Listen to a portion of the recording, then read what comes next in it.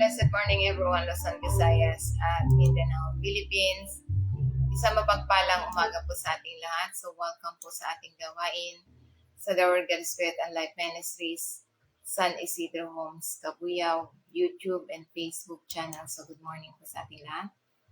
So isang mapagpalang umaga po sa ating founder ng The Word, God, Spirit and Life Ministry, kay Pastor Alfred Caslam, sa buong pamilya at ang mga members ng The Word, God, Spirit and Life Ministry. Good morning, good morning. So isang mapagpalang umaga po sa ating lahat. So welcome po sa ating gawain sa The Word, God, Spirit and Life Ministry live stream YouTube channel and Facebook channel.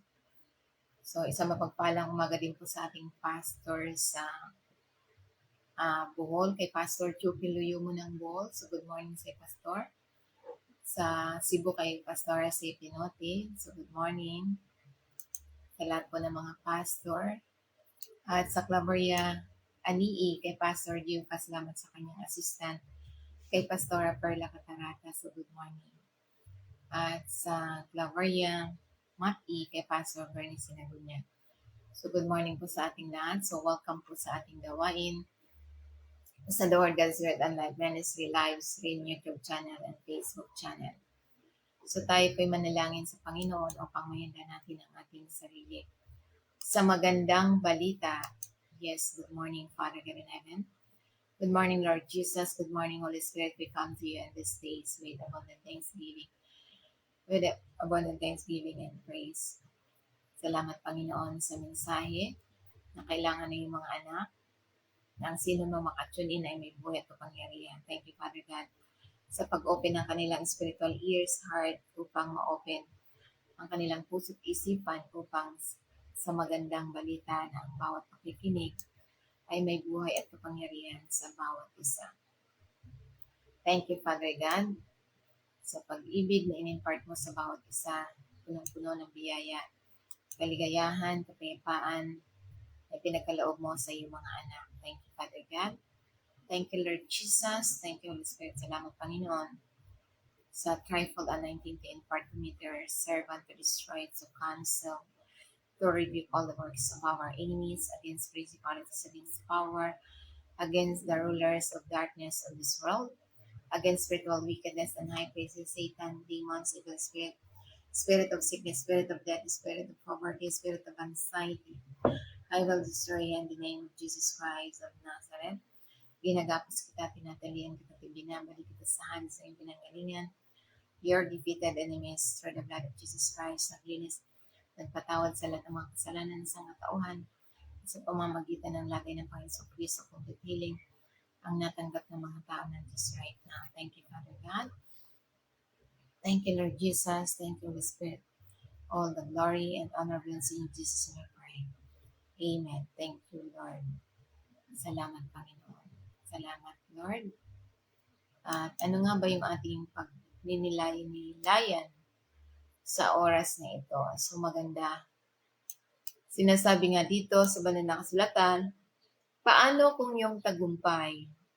Paano kung ang tagumpay na iyong pinagdarasal ay hindi naghihintay ng karagdagang kita, ngunit higit na sa pagsunod? Ang ikasampo ay hindi lamang tungkol sa pera, ito'y tungkol sa pagtitiwala sa Diyos bilang iyong tagapagbigay. Kaya ito yung susi. Ang susi ay sa pag-apaw na nasa unang ikasampung bahagi. So ito yung sinasabi sa banal na kasulatan. Nagtitiwala ka ba sa iyong sweldo o sa Diyos na nagbigay nito? O kung hinihiling sa iyo ng Diyos na magbigay, magtitiwala ka ba sa Kanya para sumunod? So kaya nga yung ating pagninilay-nilayan, ito yung sinasabi na ang ikasampung bahagi ay maging susi sa paglalaan ng Diyos. Kaya nga ito yung ating pagninilay-nilayan dahil sinasabi sa Malakay 3 verse 10. Sabi niya rito, bring the whole tithe into the storehouse, that there may be food in my house. Test me in this, and see if I will not throw open the floodgates of heaven and pour out so much blessing.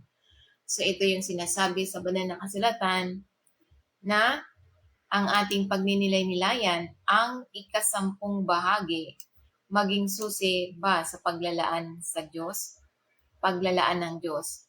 So kaya nga ito'y sinasabi na tinatawag tayo ng Diyos ang kanyang mga tao upang dalhin ang buong ikasampung bahaging tapat at masunurin. So sa kanyang bahay, bilang kapalit, inaanyayahan niya tayo na subukan natin siya na nangako ng pag-uumapaw ng mga pagpapala bilang tugon. So inihahayag nito ang puso ng Diyos upang pagpalain ang pagbubukas palad at pananampalataya. So ito ay nagpapaalala sa atin na ang pagbibigay sa Diyos ay hindi isang kawalan. Ngunit ito'y isang landas upang maranasan ang kanyang masaganang pagpapala. So kaya nga kapag tayo nagbigay ng ikasampung bahagi, mararanasan natin ang masaganang pagpapala. Ngunit kapag hindi nagbibigay, ito yung mararanasan ang laging kapos. So kaya nga ito yung tatlong dahilan kung bakit nagbubukas ang ikasampung bahagi ng mga masaganang pagpapala. So una, ito yung sinasabi sa banal na kasulatan dahil kinikilala ng ikasampung bahagi ng iyong kinikita, ito ay ang Diyos ang pinagmumulan. So kung bakit natin ginagawa, dahil kinikilala natin na ang Diyos ang pinagmumulan ng lahat ng ating source of income. Tithing, acknowledge God as your source. So, kinikilala ng ikasampung bahagi ay bilang ating pinagmumulan ang Diyos. So, declaring dependency on the one who provides. So, ibig sabihin, ito yung pagpapahayag ng pag-asa na isa siya sa nagbigay ng lahat. Kaya natin ina-acknowledge ang Diyos na siya ang pinagmulan kung ano ang mayroon sa atin. Kung bakit natin ginagawa na ito yung dahilan kung bakit tayo'y nagbubukas ng sapagkat ito yung sinasabi na ito yung susi ng paglalaan ng Diyos na sinasabi sa banal na kasulatan. So kaya nga't mahalaga na tayo'y sumusunod dahil ito yung pagsunod na sinasabi sa banal na kasulatan na nagbubukas ng kaya't sinasabi nga niya, ito yung sinasabi kung bakit kailangan natin magbigay. Tinawag tayo ng Diyos upang dalhin ang ikasampung bahagi na maging tapat at masunurin sa kanyang bahay. Bilang kapalit, inaanyayahan niya tayong subukan siya at nangakong umaapaw na pagpapala bilang kapalit. Inihayag nito na ang puso ng Diyos upang pagpalain ang pagbubukas palad at pananampalataya at ito'y nagpapaalala sa atin na ang pagbibigay sa Diyos ay hindi isang kawalan, ngunit isang landas upang maranasan ang kanyang masaganang pagpapala. So kaya nga ito yung sinasabi sa Deuteronomy chapter 8 verse 18, but remember the Lord your God, for it is He who gives you the ability to produce wealth and so confirm His covenants, which He swore to your ancestors as it is today. So, ibig sabihin, alalahanin daw natin dahil sa Kanya siya ang nagbigay. Siya ang nagbibigay sa atin ng kakayahan upang tayo ay kaya nga ito yung pagpapahayag na siya ang nagbibigay ng lahat. Ang ikasampung bahagi ay isang makapangyarihan na ang Diyos, ikaw ang aking pinagmumulan kapag ibinibigay natin ang ikasampung bahagi ng ating kita sa Panginoon. Hindi lang tayo nagsasagawa ng pagsunod. Gumagawa din tayo ng panalangin na nagpapahayag ng ating mga trabaho na pahayag na ang ating trabaho, talento o mapagkukunan ay hindi ang ating mga tagapagloob. Ang Diyos ay sinasabi na binabago ng ikasampung bahagi ang ating pag-iisip mula sa pag-asa sa sarili tungo lamang sa pagtitiwala sa Diyos na nag-aanyaya sa kanyang pagpalain tayo, paglalaan, kapayapaan, at ang mga pangako sa ating buhay. So kaya nga iyan ang dahilan kung bakit alalahanin natin ang Diyos. Dahil ito yung sinasabi na nagpapaalala sa atin na ang lahat ng ating kakayahan, pagkatao at tagumpay ay nagmumula lamang sa Diyos, na ito isang tawag ng pagpapakumbaba at pasasalamat, na kinikilala na ang kayamanan at probisyon ay hindi nakukuha sa pamamagitan lamang ng ating lakas, kundi sa mga regalo mula sa Panginoon, na ito nag-alala sa Kanya, ginagalang natin ang ugnayan ng tipan, at iniingatan natin ang ating puso mula sa pagmamataas. Tinitiyak na hindi tayo ilalayo sa ating kaunlaran na pinagmumulan ng bawat pagpapala. Kaya nga, ang ikasampung bahagi ay sa Diyos. Lahat ng mayroon ako ay nagmumula sa Diyos. Kaya nga, ito ay hindi tungkol sa pagbibigay sa Diyos ng iyong pera. Ito ay ibinabalik kung ano ang sa Kanya na. So, ang Diyos ang pinagmulan, ibinabalik lang natin bilang pasasalamat at bilang pagsunod. Hindi kailangan ng Diyos ang pera natin. Ngunit ito'y nagpapahayag na tayo sumusunod sa Kanyang mga utos. So kaya nga, ito'y tulad na lamang sa halimbawa ni Abraham. Si Abraham, isang halimbawa na nagbigay ng ikasampung bahagi. So bilang pagkatapos ng tagumpay, siya'y nagbigay ng ikasampung bahagi kay Melchizedek bilang pagkilala sa mga pagpapala ng Diyos. Kaya't mababasa natin yan sa Genesis chapter 14, verse 18. Si Melchizedek na hari ng Salem ay naglabas ng tinapay at alak. Siya ay saserdote ng kataas-taasan Diyos. Verse 19. At binasbasan niya si Abraham, na sinasabi pagpalain si Abraham ng kataas-taasang Diyos na may lalang ng langit at lupa. Sa verse 20, sinasabi dito, at purihin ang kataas-taasang Diyos na nagbigay ng Diyos sa iyong mga kaaway sa iyong kamay. Pagkatapos, binigyan siya ni Abraham ng ikasampung bahagi ng lahat. So, ibig sabihin, ibibigay natin ang ikasampung bahagi sa mga leader sa pinuno ng simbahan kung saan ka bilong. So, kaya nga ito yung sinasabi, tulad ni Abraham, siya ay isang malagang sandali kung saan si Melchizedek parehong hari at saserdote na nagpala kay Abraham at inuugnay ang kanyang tagumpay sa Diyos ng kataas-taasan. Tumugon si Abraham sa pamamagitan ng pagbibigay ng ikasampung bahagi ng kanyang mga samsam, isang gawa ng pagsamba at pagkilala na ang lahat ng tagumpay at probisyon ay nagmumula lamang sa Diyos, na itinatampok nito ang kapangyarihan ng Diyos, ang tungkulin ng espiritual na pamumuno. So kaya nga, ang ikasampung bahagi, ito'y ibibigay natin sa espiritual na mga pinuno. Ito yung prinsipyo ng pagpaparangal sa Diyos ng ating pinakamahusay sa pasasalamat at pananampalataya. So kaya nga, ito'y sinasabi, ano pa ang tinuturo sa atin?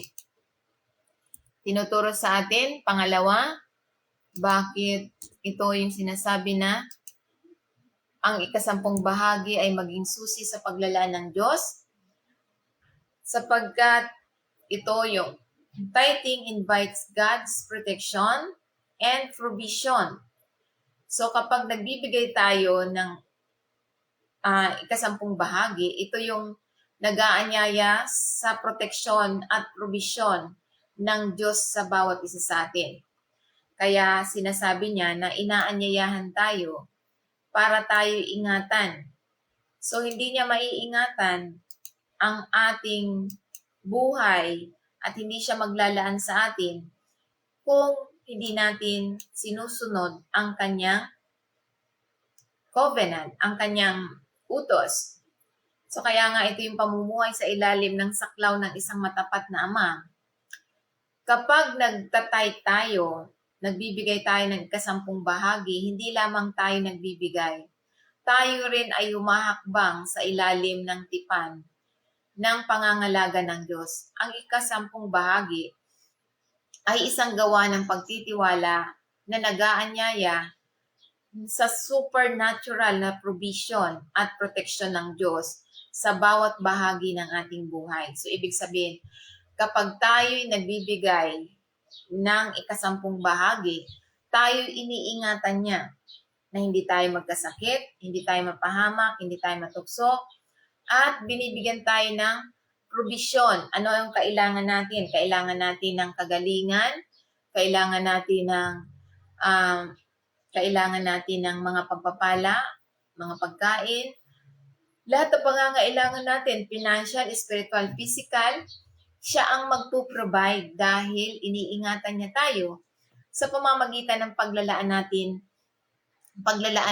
natin ng ikasampung bahagi para sa Panginoon. Ito yung sinasabi na ang ikasampung bahagi ay isang pagtitiwala na ito yung hindi isang transaksyon, ito ay isang relasyon ng pananampalataya kung saan ipinangako ng Diyos na bubuksan ang langit at sasawayin ang sumisira, lumalamon para sa ating buhay. Ibig sabihin, siya'y nag-iingat para hindi niya tayo masaktan, hindi niya tayo pababayaan sa mga kapahamakan, hindi niya pahihintulutan na mananatili ang sakit. Dahil ito yung proteksyon natin kapag tayo nagbibigay ng ikasampung bahagi. So iniingatan niya yung ating buhay at siya ang nagpo-provide kapag ibinibigay natin ang ating ikasampung bahagi sa Panginoon. So kaya nga sinasabi niya sa Malakay 3 verse 11, I will prevent, sinasabi niya rito, na pipigilan kong lalamunin o lamunin ang mga hayop or peste ang inyong mga pananim. At ang mga ubas na iyong mga bukid ay hindi maglalagak or hindi malalaglag ang kanilang mga bunga. Bago ito, sinasabi na, bago ito mahinog, sabi ng Panginoong makapangyarihan sa lahat. So ito yung pangako ng Diyos sa atin. Kaya nga hindi niya papayagan na yung mga taong tapat na nagbibigay ng ikasampung bahagi, hindi niya pahihintulutan na malagasan o gumastos ka ng malaking pera, gumastos ka ng, yung iba, di ba? Yung iba, trabaho ng trabaho. Pagdating ng may problema, yung pinaghirapan nila na bumili ng bahay, mabibenta lamang yun dahil sa walang proteksyon. Walang proteksyon yung kanilang mga ari-arian. Walang proteksyon yung kanilang buhay dahil hindi nila sa pagbibigay ng tapat. So kaya nga yung nangyayari, yung iba halos ginugol na yung panahon sa pag-abroad, pagtatrabaho, pagdating ng mga unos, na ibebenta rin yung mga naipundar nila dahil walang proteksyon, walang security. So, kailangan ang lahat ng ating pinagkaloob sa atin, dapat may security. Ibig sabihin, ano man yung ginagawa mo, bumibili ka man ng mga gamit, dapat may security. Ibig sabihin, nagbibigay ka ng tithes para dun sa binili mo mga gamit. So kaya nga ito'y mahalaga na sinasabi na para tayo ingatan. So kaya nga ito'y sinasabi sa banal na kasulatan na ito yung sumusunod sa pangako ng Diyos na binibigyan diin ang kanyang pangako na poproteksyonan niya tayo at pangangalagaan niya tayo, ang mga biyayang ibinibigay niya sa atin.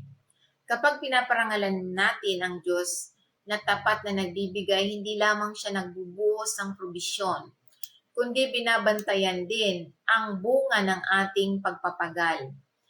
Ito ay isang paalala na ang pagsunod ay nag-aanyayas hindi lamang ng kasaganaan, kundi pati na rin ang mga banal na proteksyon at pabor ng Diyos sa kung ano ang ipinagkatiwala sa atin.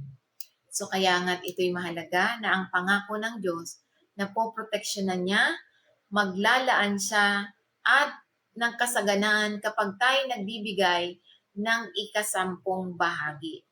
Kaya nga ito yung sinasabi niya, ito yung tanging lugar sa kasulatan kung saan sinasabi niya, subukan mo ako.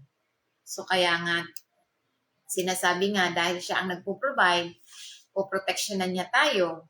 Kapag tayo nagbibigay ng ikasampung bahagi, ibig sabihin, lahat kung ano ang mayroon tayo, pangangalagaan niya. Kaya nga, sinasabi niya sa Philippians 4 verse 19, my God will meet all your needs according to the riches of His glory in our Lord Jesus Christ. So siya ang magpo-provide pa. Di ba? Pangangalagaan niya yung ating mga hanap buhay. Kung ano yung ipinagkatiwala sa atin, aalagaan niya. So, bukod pa riyan, siya ang magpo-provide kung tayo ay mayroong pangangailangan. So, ang pangako ito na tumitiyak sa bawat mananampalataya na ang mga tapat, na ang Diyos ang ating tapat na tagapagkaloob. Kaya nga ito isang pagbubukas palad para sa bawat mananampalataya na nagpapaalala sa atin ng ating pagbibigay ay hindi napapansin, na nakikita at nagbibigay ang Diyos. So kaya nga ito yung kanyang provision ay hindi limitado sa mga mapagkukunan sa lupa, ngunit ito'y nagmumula sa walang limitasyong kayamanan ng kanyang kaluwalhatian sa pamamagitan ng pananampalataya natin sa ating Panginoong Kristo. Kaya nga tayo'y magtitiwala sa Kanya na tutugunan ang ating bawat pangangailangan. Spiritual man ito, financial, emotional, material, habang tayo'y lumalakad ng may pananampalataya, siya ay nagbubukas palad. Siya ay nagbubukas palad. So kaya nga ito'y mahalagang mensahe na God not only promises to pour out blessing, but to protect what you have. So ibig sabihin, ang Diyos ay hindi lamang siya ay nangangako na magbubuhos ang pagpapala, ngunit poproteksyonan din niya kung ano ang mayroon tayo. So kaya nga kapag nagbigay ka muna sa Diyos, inilalagay natin ang ating mga pananalapi sa ilalim ng banal na saklaw. So kaya nga yung mga taong hindi na po proteksyonan dahil sa hindi sila nagiging tapat sa ikasampung bahagi.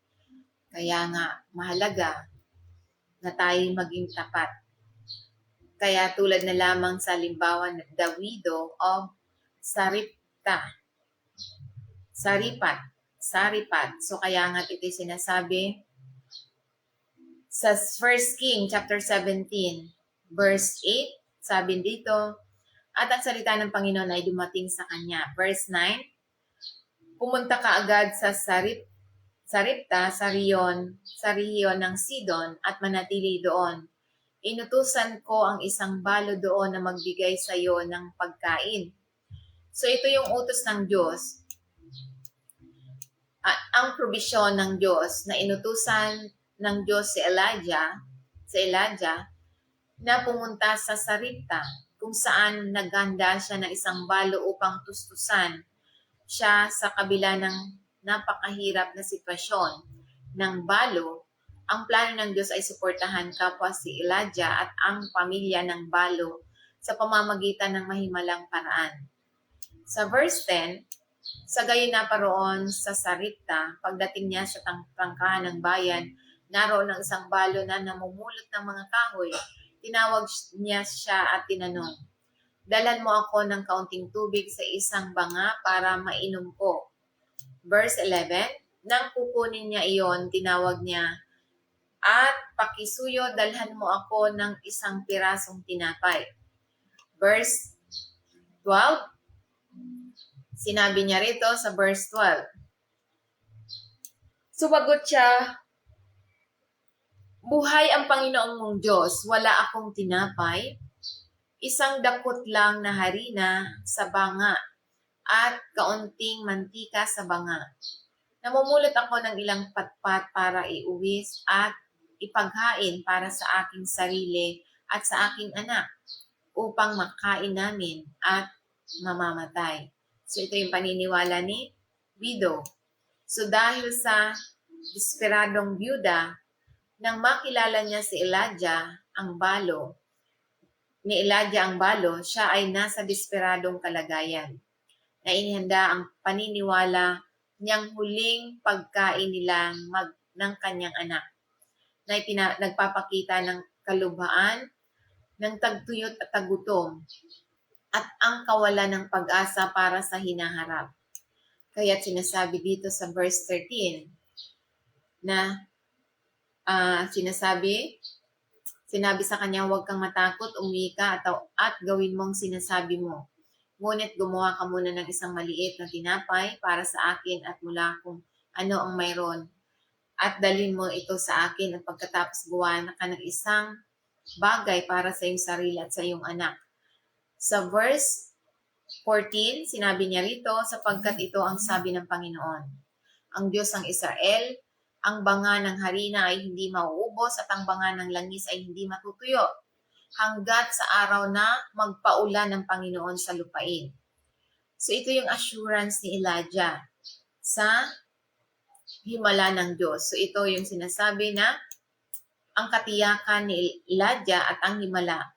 Si Elijah ay nagtiwala sa pangako ng Diyos na nagsasabi na ang balo ay huwag matakot at hilingin sa kanya na gumawa muna ng isang maliit na tinapay para sa kanya na tinitiyak sa kanya na titiyakin ng Diyos na ang kanyang harina at langis ay hindi mauubos hanggang sa matapos ang tagtuyot. So ito'y nangangailangan na ang balo ay kumilos nang may pananampalataya na isuko ang kaunting mayroon siya. So kaya nga, kung isinusuko natin ang lahat ng bagay sa Diyos, siya ang magpo-provide tulad ng balo. So umalis sa verse 15, umalis siya, tinawag niya sa kanya, may pagkain araw-araw para kay Elijah at para sa babae sa kanyang pamilya. Sa verse 16, sapagkat ang banga ng harina ay hindi nauubos at ang banga ng langis ay hindi natutuyot, ayon sa salita ng Panginoon na sinasalita sa pamamagitan ni Elijah. So yan ang himalang ginagawa ng Diyos kapag tayo nagtitiwala sa Kanya. Hindi tayo mauubusan kahit na sa kalagayan tulad ng isang balo. Siya'y nagtiwala, ang balo'y sumunod kay Elijah at ang pangako ng Diyos ay natupad. So matutupad sa atin kapag tayo sumasampalataya. Kaya hindi gagawa ng milagro ang Diyos kung hindi tayo sumasampalataya. Ang harina at langis ay hindi nauubos na nagbigay ng sapat para kay Elijah at sa balo. So ang kanyang anak araw-araw. So hindi nawawalan araw-araw mula ng ginawa niya iyon. So ibig sabihin yung sa buong tagtuyot, 3 years and a half na ito yung himalang ito ang katapatan ng Diyos at ang gantimpala ng pagtitiwala sa salita ng Diyos. Kaya nga ito yung mahalagang mensahe na tayo magtiwala lamang sa paglalaan ng Diyos. Ibigay natin ang para sa Diyos at huwag tayo manghinayang Dahil ang ika-10 bahagi, hindi yan para sa atin. Kung ano man yung ginagawa natin, halimbawa, meron tayong mga project, so dapat may assurance yung ating mga project para hindi yan masira, para proteksyonan ng Diyos.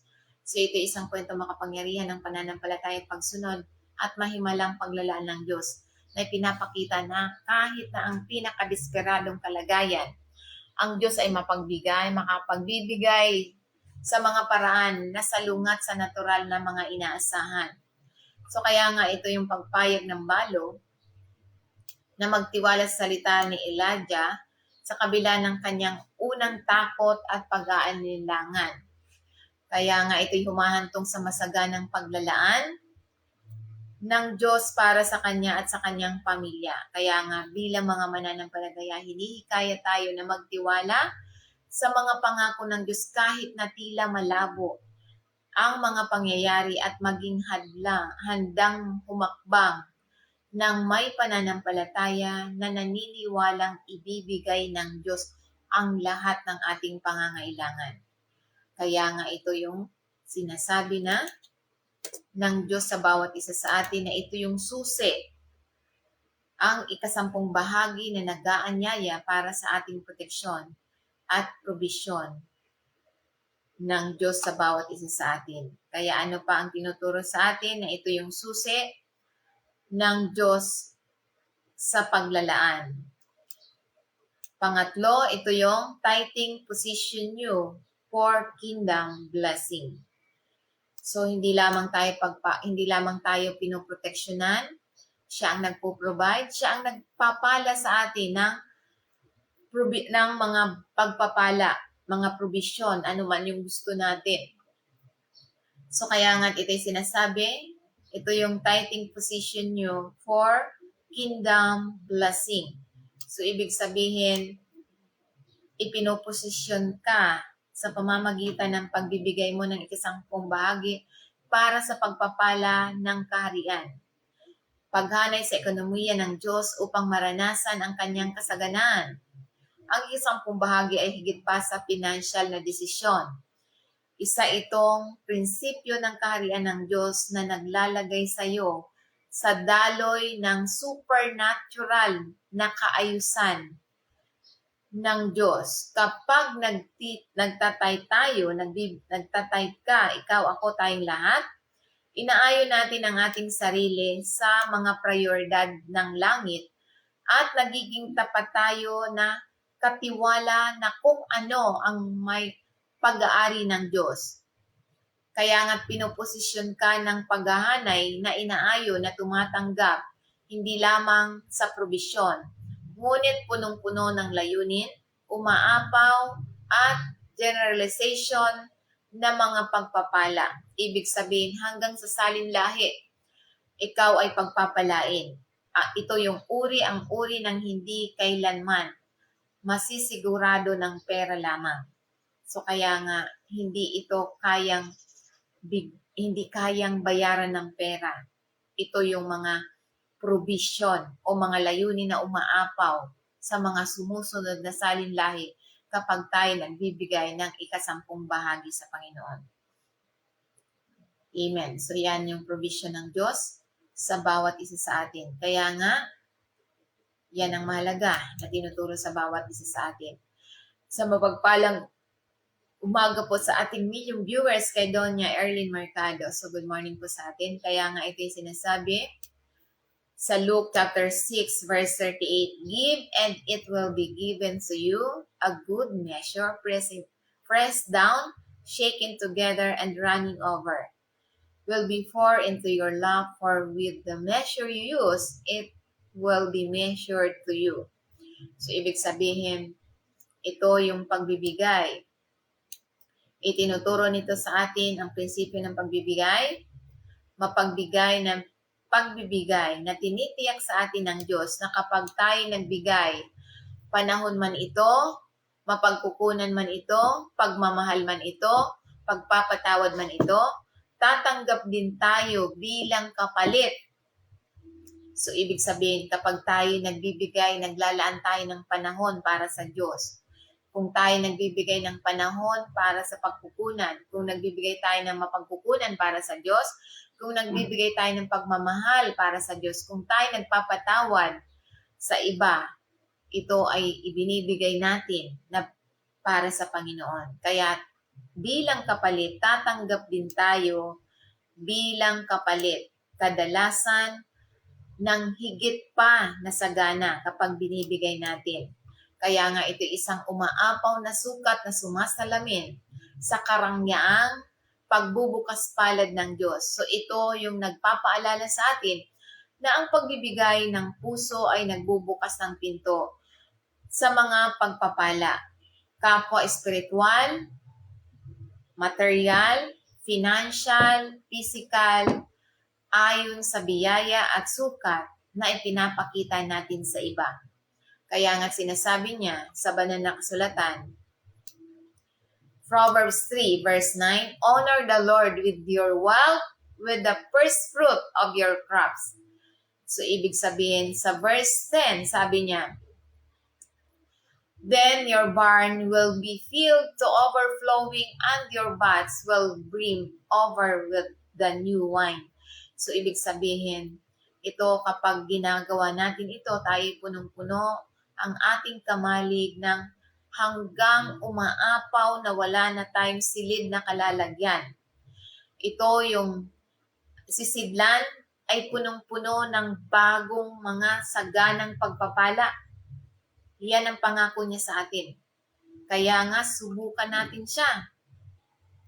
Kaya nga, ito yung sinasabi sa banal na kasulatan na itinuturo nito ang prinsipyo ng pag-una sa Diyos sa lahat ng bahagi ng ating buhay. Lalong-lalo na sa kung paano natin pinangangasiwaan ang ating mapagkukunan. Ang pagpaparangal sa Diyos sa una at pinakamaganda kung ano ang mayroon tayo ay isang gawa ng pagsamba at pagtitiwala. Bilang kapalit, ang Diyos ay nangako ng masaganang paglalaan na nagpapakita na kapag tayo'y nagbibigay ng tapat, tayo ay pumupwesto sa ating sarili. So tayo yung pumupwesto sa ating sarili kung ano ang tatanggapin nating pagpapala dahil sa ating tapat na pagbibigay. So kung hindi tayo nagbibigay, so hindi natin pinipwesto ang ating sarili sa mga pagpapala. Hindi lamang sa material, kundi sa espiritual at relasyon din. So lahat ng aspeto ng buhay natin, pinipwesto natin ang sarili natin na tayo ay maging pagpapala dahil sa pagbibigay natin. Dahil ang ikasampung bahagi, hindi ito buwis, hindi ito tax. Ito ay tugon sa pasasalamat at pagkarangalan ng Diyos na ikinakalwalhati natin. Iba yung tax. Ang tax ay mas malaki pa nga ang tax, di ba? 20% ang tax. So, ang ikasampung bahagi, ito ay para sa Panginoon. So, ang tax, di ba? Ang tax, 20%. Di ba, pag nagsweldo ang mga tao, binabawasan agad yan ng tax, 20%. Samantalang ang ikasampung bahagi, nabawasan na yan ng tax, nabawasan na yung SS, pag-ibig, at tax bago ka kukuha ng ikasampung bahagi. Kasi ang ikasampung bahagi, iyan yung gross income mo na matatanggap mo mula sa iyong trabaho. So, yung ikasampung bahagi, nabawasan na yan ng buwis bago ka magbigay sa Diyos, hindi mo pa maibigay. So, kaya nga ang pagsamba ay inuuna ang Diyos at ang ikasampung bahagi ay isang nakikitang paraan para gawin niyon. So, kaya nga, kapag nag-ikasampung bahagi ka, hindi mo lang itinataguyod ang iyong simbahan. Nag-aasik ka din ng sa kawalang hanggang mga pagpapala na hindi mauubos ang pagpapala ng Diyos. Kaya nga pinagpala ng Diyos ang tapat na mga katiwala na namamahala sa kanyang mga mapagkukunan sa layunin ng kaharian. So kaya nga tulad na lamang sa halimbawa ng Macedonia believers. So ito, bagamat mahirap, nagbibigay sila ng may kagalakan at ginagamit sila ng Diyos ng makapangyarihan. So kaya nga't mababasa natin ito, nagbibigay mula sa kahirapan dahil ibinigay mula nila sa kanilang sariling Panginoon. So ibinigay ng mga taga-Macedonia, kahit na sila'y mahirap, sila'y nagbigay para sa Panginoon. Mababasa natin yan sa 1 Corinthians chapter 8 verse 1 to 5. Ngayon, mga kapatid, nais naming malaman ninyo ang tungkol sa biyayang ipinagkaloob ng Diyos sa mga simbahan ng Macedonia. Sa verse 2, sa gitna ng isang napakatinding pagsubok, ang kanilang nag-uumapaw na kagalakan at kanilang matinding kahirapan ay nagbunga ng saganang pagbubukas palad. So kahit sila ay nahihirapan, mahirap, tulad ng balo, kahit siya'y mahirap, ibinigay niya ang lahat. Tulad ng taga-Macedonian simbahan, sapagkat sa verse 3, sapagkat ako'y nagpapatutuo na sila'y nagbigay sa abot ng kanilang makakaya at higit pa sa kanilang makakaya, ganap sa kanilang sarili. Sa verse 4, sinabi dito, agad silang nakiusap sa amin para sa pribilehiyong makibahagi sa paglilingkod na ito sa bayan ng Panginoon. Sa verse 5, at sila'y lumampas sa aming inaasahan. Ibinigay nila ang kanilang sarili una sa lahat sa Panginoon. At pagkatapos sa pamamagitan din ng kaloob ng Diyos sa amin. So ibinigay nila ang kanilang oras para sa Panginoon. Kaya nga't ito yung naglalarawan hindi ka panipaniwalang kabutihang loob ng pananampalataya sa Macedonia na sa kabila ng kahirapan na kinakaharap ay nagbigay ng may kagalakan at sakripisyo. Ang kanilang pagbibigay ay hindi hinihimok ng kayamanan kundi ng biyaya. Ito yung isang pasanin, hindi ito pasanin. So kaya nga biyaya at debosyon sa Diyos, nakikita nilang ang pagbibigay bilang privilege or pribilehiyo, hindi ito isang pasanin. Kaya nga hinahamon tayo bilang mga halimbawa na nagbibigay hindi lamang sa material, kundi ihandog muna ang ating sarili sa Panginoon. Ibig sabihin, isuko natin ang ating sarili sa Panginoon, magpakumbaba tayo. Ang ating sarili, ang ating oras, na tayo nagtitiwala sa pamamagitan niya, tayo ng buo para sa kanyang mga layunin. So, ibig sabihin, kapag tayo nagbibigay ng ikasampung bahagi, pati na yung ating sarili, ibigay natin sa Panginoon ng buong buo. Ibig sabihin, yung pagsamba natin, dapat hindi natin binabawasan. Hindi dapat tayo nalilate. Lahat ng gawain sa Panginoon, dapat ibinibigay natin ang ating sarili bilang handog. Kaya nga ito yung mahalaga, tulad ng banal na sinasabi sa ito yung tithing be the key to God's provision. So ito yung ang ikasampung bahagi, ito yung susi para sa paglalaan ng Diyos sa bawat isa sa atin. So kaya nga mahalaga yung mga tatlong pangunahing dapat nating tandaan. So kaya nga ito yung ating pagninilay-nilayang katanungan. Pagnilay-nilayan natin ang katanungan ito. Nagtitiwala ba ako sa Diyos sa unang ikasampung bahagi ng aking napagkukunan? Oras man ito, talento man ito, or mapagkukunan, o natitira na lang ang ibinibigay natin. So iyan yung pagninilay-nilayan nating mga katanungan sa ating sarili. Nagtitiwala ba ako sa Diyos sa unang ikasampung bahagi ng aking mapagkukunan, oras, o talento? O yung natitira lang? Ano pa? Pinipigilan ba ako ng takot na ibigay ang hinihingi sa akin ng Diyos? O maari bang maiugnay ang aking kakulangan kakulangan sa pananalapi sa hindi pagsunod? Maari, posible. Yan ang pangako ng Diyos eh. So, kapag nagkulang sa pananalapi ang kanyang tao o ang kanyang mananampalataya, nagkukulang yun.